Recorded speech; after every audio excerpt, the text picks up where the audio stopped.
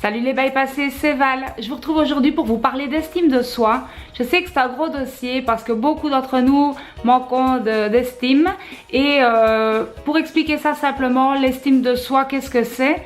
C'est la différence entre la personne que l'on croit être, ou de la façon dont on se voit, et la personne qu'on aimerait être, celle qu'on aimerait devenir. Voilà la différence entre les deux, c'est l'estime de soi. Ça va se séparer en trois parties, on va dire. La première, c'est l'amour de soi, c'est ses valeurs, etc. La deuxième, c'est l'image de soi, la façon dont on se perçoit et on se juge. Et la dernière partie, c'est la confiance en soi. Et là, ça va être plutôt basé sur la prise de risque et l'audace que l'on va avoir. Sur la confiance en soi, il va aussi y avoir le fait d'accepter de se tromper, et ça c'est pas évident pour tout le monde. Vous manquez peut-être d'estime de vous. La bonne nouvelle, c'est que ça se travaille, ça s'améliore, ça peut changer. Si on veut recevoir beaucoup d'amour, il va falloir commencer par s'aimer soi-même, et ça va pas être le plus simple parce que c'est assez mal vu dans notre société.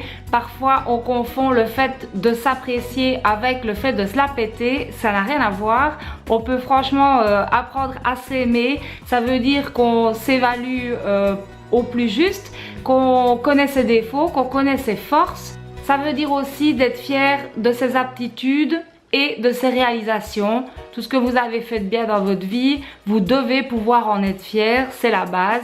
La force des personnes qui arrivent à s'aimer et qui ont une bonne estime d'elles-mêmes, en fait, réside dans le fait qu'elles connaissent leurs défauts, mais elles ne focalisent pas toute leur attention là-dessus. Si on focalise son attention sur ce qu'on n'aime pas faire, ce qu'on ne réussit pas à faire, on amplifie tout ça. Si on arrive à focaliser son attention sur ce que l'on fait de bien, sur ses forces, ça va aussi avoir tendance à s'amplifier.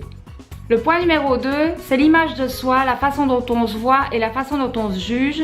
Je pense que quand on a connu l'obésité, je vais parler pour moi, il y a des périodes où même si on n'a pas une mauvaise estime de soi, où on se sent quand même un petit peu en échec, de le fait de ne pas arriver à gérer son poids, d'avoir une image dans le miroir qui ne reflète pas la personne que l'on est, ou en tout cas qu'on aimerait être. Avec l'obésité, j'ai connu la sensation par moment d'être un peu loser, de ne pas y arriver, de ne pas savoir gérer, de ne pas réussir à gérer mon alimentation. Et tout ça évidemment peut faire qu'on perde de l'estime de soi. Maintenant, tout ne se résume pas non plus à l'obésité. Par rapport à l'estime de soi et la façon dont on se voit, il y a des personnes qui sont très minces, qui ont pour nous un corps de rêve et qui pourtant sont complexées par telle et telle chose. Souvent, le complexe, il est vraiment personnel et intérieur. Les autres ne perçoivent pas du tout nos défauts physiques sur lesquels on focalise de la même manière que nous, on les perçoit. La chirurgie esthétique peut régler certains complexes, mais ça va pas tout régler pour autant, dans le sens où souvent la personne, c'est elle qui va focaliser sur quelque chose qu'elle considère comme un gros défaut physique. Pour votre interlocuteur ou la personne en face de vous, ça va pas du tout être perçu de la même manière. Ça va être souvent quelque chose de complètement anodin. C'est le fait de focaliser de nouveau sur un détail physique qui va faire que ce détail va prendre plus ou moins d'ampleur. En fait, il ne faut pas psychoter sur ses défauts ou sur les choses que l'on n'aime pas. Je ne dis pas pour autant de les nier ou de faire comme s'ils n'existaient pas. Parfois, la chirurgie est une bonne solution pour corriger un gros complexe, mais je connais des femmes qui ont un petit bourrelet de rien du tout et 2 kilos en trop et qui en font une montagne. Vous risquez de tomber dans le schéma de la personne qui sera jamais contente de son physique, jamais contente de ce qu'elle a. Il y a une part d'acceptation de ce que l'on est. Si je parle de moi, même au point maximum, je n'ai jamais voulu me voir comme chiffre sur la balance ou me résumer simplement à mon obésité. Je ne dis pas que l'image de moi à ce moment-là était au top, mais quelque part si, parce que j'ai jamais voulu me résumer à ça. Je me suis toujours vue comme quelqu'un avec de multiples facettes, avec des qualités. Je me suis vue comme quelqu'un de dynamique, de volontaire. Même à ce moment-là, j'ai quand même su garder une certaine estime de moi. Ça m'a beaucoup servi parce que j'ai au final su toujours me vendre, j'ai su toujours trouver un job, être en couple. Si on n'a pas cette certaine confiance en soi, les autres perçoivent ça et vont amplifier le fait que si on se voit soi-même comme quelqu'un qui n'en vaut pas la peine, qui ne mérite pas l'intérêt, les autres vont vous percevoir comme ça. Le manque de confiance peut amener certaines personnes à passer complètement à côté de leur vie, en tout cas à se gâcher beaucoup d'années, à s'empêcher de faire les choses, à se dire que quand elles seront plus minces, que quand elles seront plus musclées, que quand elles seront plus ceci et plus cela, elles changeront, etc. etc.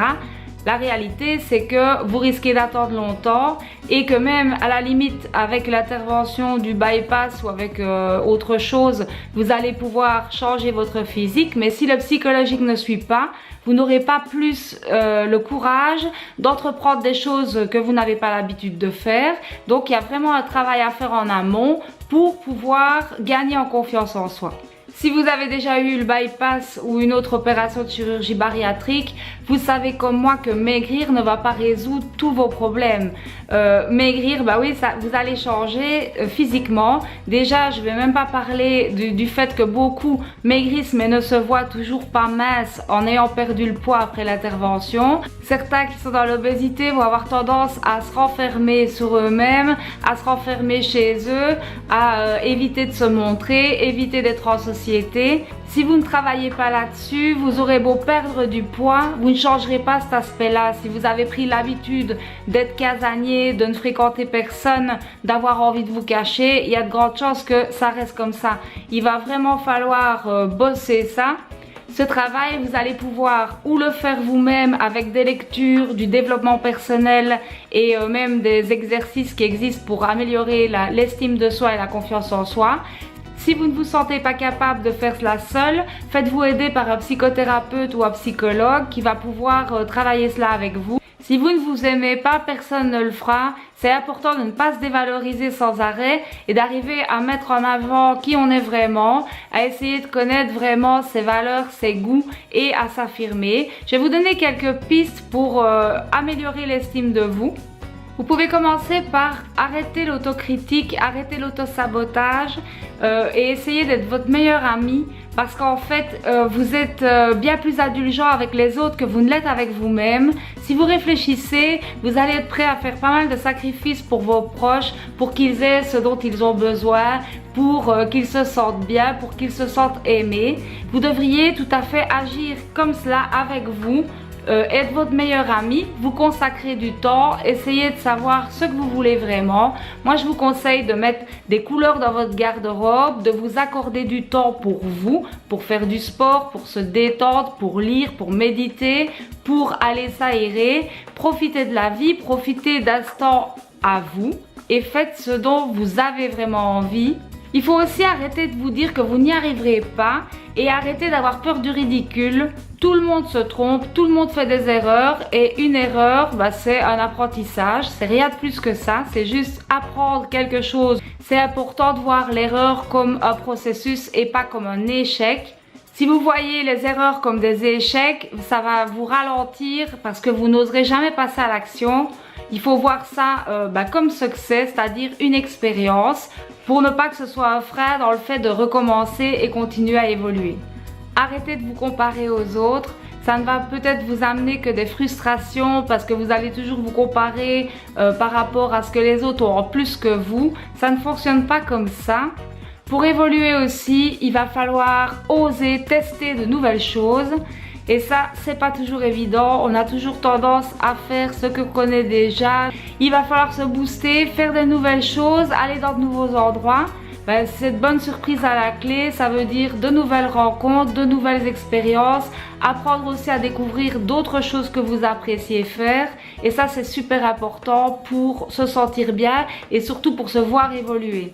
Il va falloir aussi apprendre à s'affirmer, à ne pas faire les choix pour plaire aux autres.